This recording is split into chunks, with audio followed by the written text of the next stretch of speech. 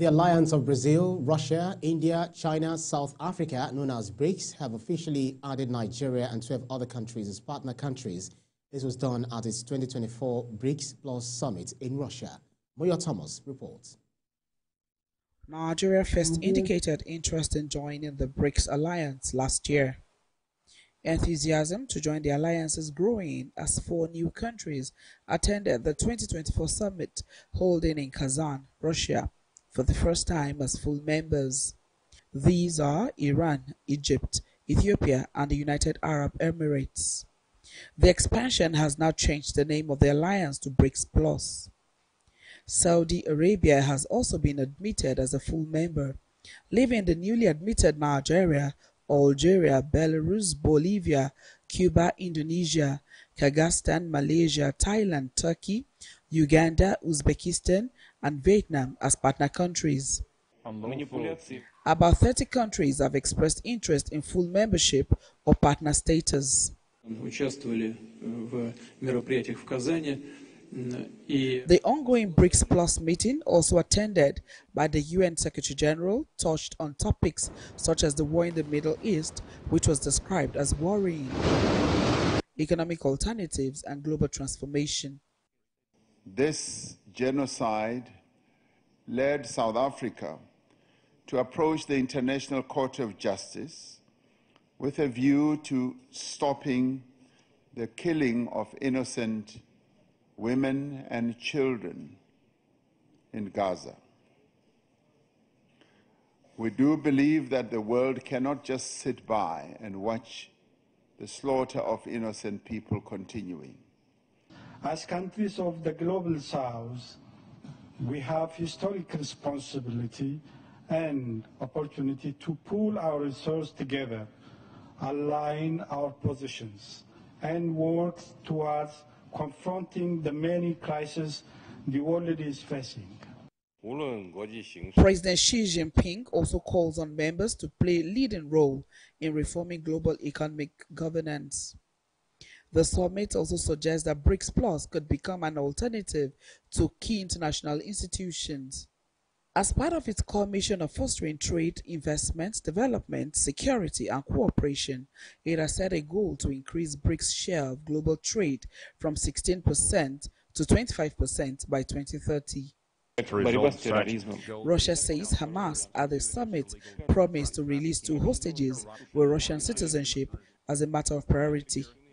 Moyo Thomas, TVC News.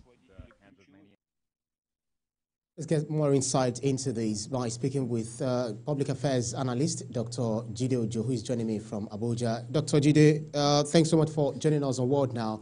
What does Nigeria's entry into BRICS as a partner country mean for Nigeria's role on the global stage, particularly in economic and trade terms? And how do you think this differs from full membership and the potential pathways to deeper integration? Well, first I need to congratulate Nigeria on this feat. I recall that in your background, you actually said Nigeria requested to join BRICS like many other countries. And this more or less as a partner country that has been given is a welcome development because it opens opportunity for Nigeria in terms of partnership, investment, collaboration, networking, and other, diplomacy. You could see the South African president talking about the unfortunate developments in Gaza, the genocidal situation that is there. I mean, these are concerns, global concerns.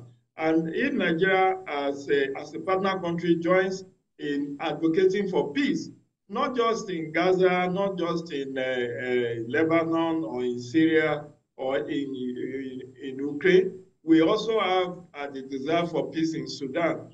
The Sudanese crisis has degenerated into war, and the world seems to be looking on as if it does not concern them. Just a couple of days back, some CNN reporters were held hostage for 48 hours in Darfur. And the people there were saying the world has no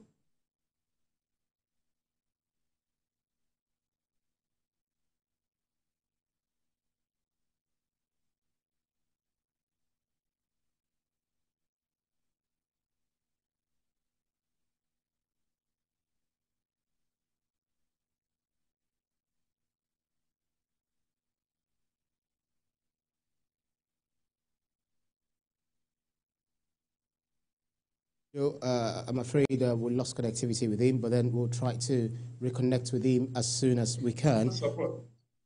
Right. Okay. Can you hear me now? Right. Dr. Jide Ojo, thanks so much. We lost you momentarily. Can you carry on very quickly? So what I'm saying is that we have a lot to gain by our status as partner country, even though it's not a full membership, but it's a step in the right direction.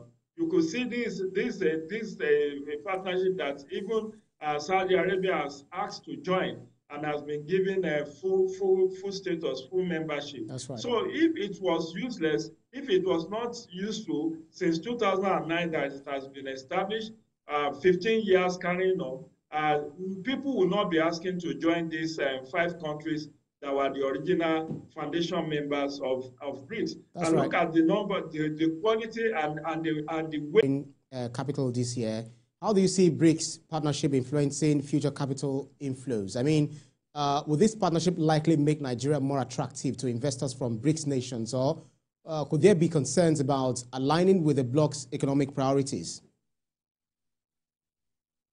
I think you are just spot on with that opinion. If we have that quantum of foreign direct investment, you can be rest assured that this will bring about greater and better financial foreign direct investment into Nigeria. No country is an island. Every country wants to partner with the rest of the world, particularly countries that are more advanced in technology, in investment, in industrialization than they are. And this foundational member that form the acronym of BRICS are countries that actually have been able to pull their own weight in terms of industrialization, in terms of investment opportunities. And Nigeria has a 200 million plus market. Just imagine if we are able to do deals in terms of trade and investment with this other member of BRICS, it will get us a higher foreign direct investment, higher trade opportunities. Even our producing the Director General of World Trade Organization in the person of Dr. Okonjo Iweala has not been of immense benefit to Nigeria because we are just underdeveloped. We do not produce middle-level products. All our exports have been crude and raw materials, whether you are talking about agriculture or solid minerals or oil and gas. We have not been able to do value addition. But with our membership for BRICS, we can leverage on, so we can learn and adopt some of the technology that these other BRICS members have been able to use to industrialize or to open their investment opportunity. We have the AGUA that US have given us. We have African Continental Trade Agreement, which Nigeria has not been able to take full advantage of. This BRICS provides another pathway for us to improve our trade and investment, to leverage on technological advancements of these other countries, to also strike better fair trade with them in terms of what we can export to their countries and what we can also get in terms of their products, which we will need. Yeah. So I think the opportunities are just limitless for Nigeria. And like I said, I congratulate Nigeria on this feat. Absolutely. But yeah. It's just one leg in. It's just one leg in. I think we should strive more to get the full membership, which Saudi Arabia was. Yes. Unfortunately, I feel some Nigerians do not really understand this because there have been growing reactions within and outside Nigeria about Nigeria featuring on the BRICS planned currency, which adopted the Hausa language to represent Nigeria and spelling of Nigeria itself as Nigeria or something. And this is coming as Nigeria is making plans to de-dollarize the economy in order to strengthen local currency. So how do you react to these concerns if you've been following the reactions on social media and different fora? Like I said, okay, these two things you have said, adoption of Hausa language and the misspelt of Nigeria's name, are things we can take on with the appropriate authority within the BRICS to say, you need to correct this. Nigeria is a secular country. If at all you want to adopt any official language from Nigeria, it should be Pidgin English. Or why not use English, which is our official language? Either use of, in fact, I would be more at home with adoption of English. But if there is going to be any alternate language for Nigeria, it should be Pidgin, which is spoken across all the major tribes and ethnic groups. And in terms of misspelt of Nigerians' name, we can also raise that with the authority to say, no, we do not want you to corrupt the spelling of our name. It's a brand, and Nigeria is a brand name, and it should be appropriately spelled and written. So these are minor things that shouldn't take a shine off the limitless opportunities that this membership of BRICS have offered to Nigeria. But like I said, irrespective of where the pendulum swings, there are bound to be people who will criticize, who will not see it as anything worth importance. Look at the Samoa agreement that the TVC administration signed on to some months back. It also generated all manner of reactions. People felt it's second slavery, it's imperialism, we should not do it, we should not sign it. But we need all the foreign direct investment that we can get. And it's also about our negotiation skills.